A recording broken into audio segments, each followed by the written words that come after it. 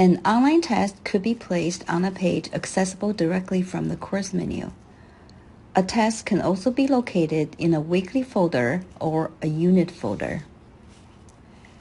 In this tutorial, the test is placed on the Unit 1 folder right off the course content page. On the course menu, click on Course Content link and then click on Unit 1 folder. When a test is available for you to take, the test link is visible.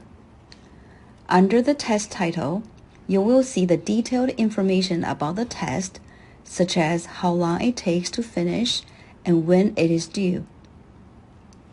The Begin button is for you to start the test.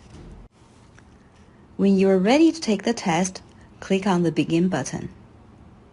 For a timed test, even if you log out of Blackboard or turn off your computer, the clock starts running as soon as you click on Begin.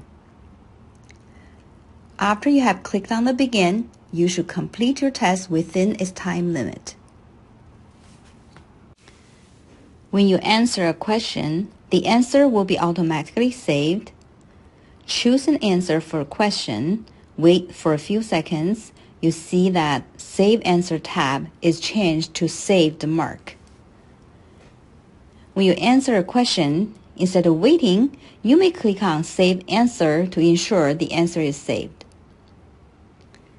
When you change an answer, you will need to click on Save Answer again to update your new answer.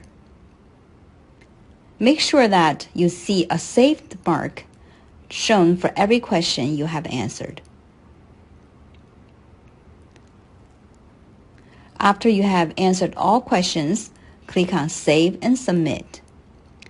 You will be prompted to confirm the submission of the test. When you are all set, click on OK to confirm. You may click on the arrow next to OK to review the answers.